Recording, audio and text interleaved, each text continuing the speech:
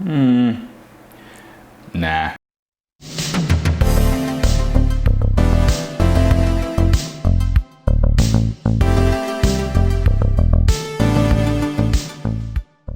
It Chapter 2 is the sequel to the smash horror success It, based on the Stephen King novel.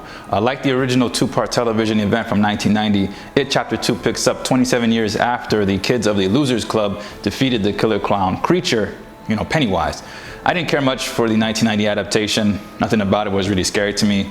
And the only people that I remember from it were Jonathan Brandis of Sequest and Neverending Story, and then also Tim Curry's Pennywise, of course, classic. John Ritter of Three's Company, Harry Anderson of Night Court, and Annette O'Toole from Superman 3 and Smallville. I also remembered how slow the second part of that was, and I was reminded of that when I watched this new Chapter 2.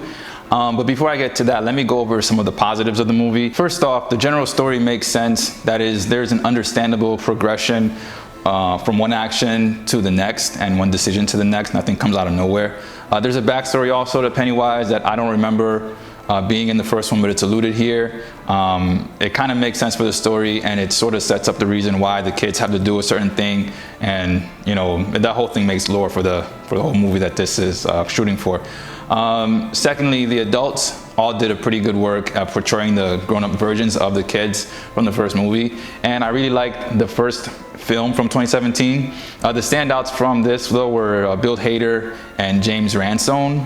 Bill Hader, who won me over with Barry on HBO, really embodied the spirit of Finn Wolfhard's Richie, though they look nothing alike. And I think James Ransone, whom I recently saw on HBO's Generation Kill, looked and behaved like Jack Dylan Grazer's Eddie, but older. Third, Bill Skarsgård's performance as Pennywise was amazing. He was so good I wished he was used more in the 2017 film. And the visual effects, when they were good, I'll get to that in a little bit, gave his attacks that extra layer of just creepy and danger. Fourth, the adults' friendship seemed very authentic from the moment they first reunite all the way through to the end. It seems like a very good bond they still had. Fifth, the movie is technically competent, framed well, lit well, etc. But I really dug the interesting transitions at the beginning when the adults were being introduced and contacted. Just looked really cool. Lastly, the movie has a very pertinent message about confronting and conquering your fears, no matter how frightening they may be or how frightened you may feel. Actually, I liked quite a bit about It Chapter 2, but I couldn't love it because of the following 4 things that just popped my enjoyment First, this film made the same mistake that the second part of the 90s version made, and that is the flashbacks. After the adults were introduced, via those cool transitions I mentioned, I thought there'd be, at least one flashback or two, if for nothing else than to subtly catch up the audience on what happened, 2 years ago.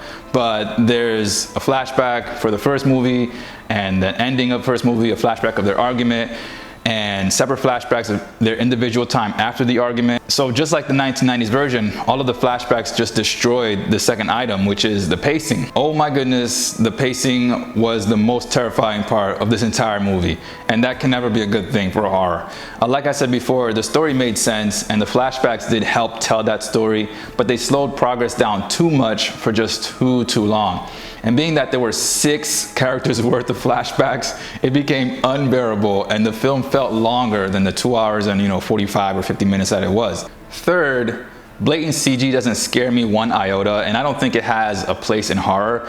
Now, I know practical effects are generally a thing of the past, and CG is far cheaper and less time consuming, by comparison or whatever, but CG can be integrated very well. Movies have done it.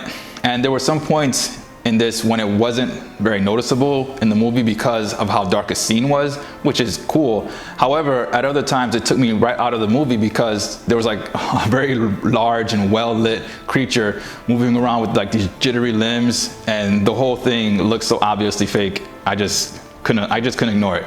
It seemed to me that most of the special effects money was spent on making Pennywise look as best as possible. The rest of it was kind of hit or miss. And lastly, It Chapter 2 had something I absolutely despise about horror movies from the past 15 years.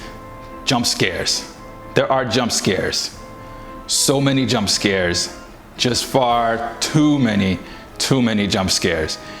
And they weren't more than Drag Me to Hell, aka Jump Scare the movie, but there are more than enough to make it noticeable, and it made me cringe with extreme disapproval of just how obvious a jump scare was coming. So those 4 downsides didn't overshadow the good stuff. So I'd recommend it chapter 2 with the caveat that I was fighting to stay awake at times because of the awful pacing. At other times, it's shown as like a competently constructed and communicated story that, you know, could have been a great follow-up to chapter 1, but, you know, meh. I'd give it 99 red balloons. No, I wouldn't. I'd give it 6 red balloons out of 10. It's nothing to rush out for. You can wait for it on DVD or whatever. Andres Muschietti said that the budget for this doubled from the first chapter, estimated at around $70 million, and it grossed 185 worldwide last weekend when it opened. So it looks like it'll at least, you know, break even and make a little money back. But it dropped 73% on Monday, so I don't think it will be as successful as the first one. Oh well. That's gonna do it for this review.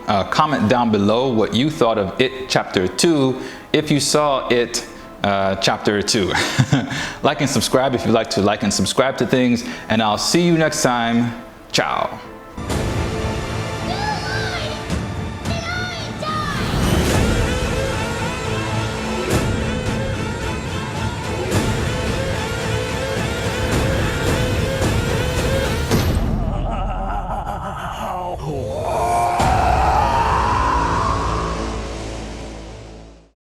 So we're entering that part of the year between the end of the summer blockbusters, which was sort of lame overall if you're being honest, and the start of the award season in November. The movies coming out for the rest of September don't look too promising to me. I think Hustlers came out yesterday or something like that. But it looks like I'll make up for it with in October with Joker and Parasite, the Addams Family reboot, Jay and Silent Bob reboot, Zombieland 2, and The Lighthouse. So that's gonna be fun. Since my last video, I don't know, like a month ago, I've written a review of my first impression of Star Trek Discovery. It's got a pretty cool title, and how it matches up to the rest of the Treks, as well as my thoughts on HBO's Generation Kill and Netflix's adaptation of Catch-22. Both really good shows. Those will be uploaded pretty soon, so keep an eye out for them. On a side note, WB has been handing me copyright claims for all the Smallville videos that already have copyright claims on them. I don't know if that's a double thing that companies can do, and I guess WB is really hard up for cash since they got no more Harry Potter movies they can make. I don't know what the deal is, and I'm glad there are people who like the videos, but it's becoming really annoying getting those copyright claim emails all the time. So I may have to delete them or make them private. I don't really know how that works. Does anyone know of a way I can keep the videos public but avoid the repeated copyright claims? I don't see such an option in the Creator Studio, so let me know in the comments if there's a workaround. I'd really appreciate it. And all right, bye. All right, real ending this time. Bye.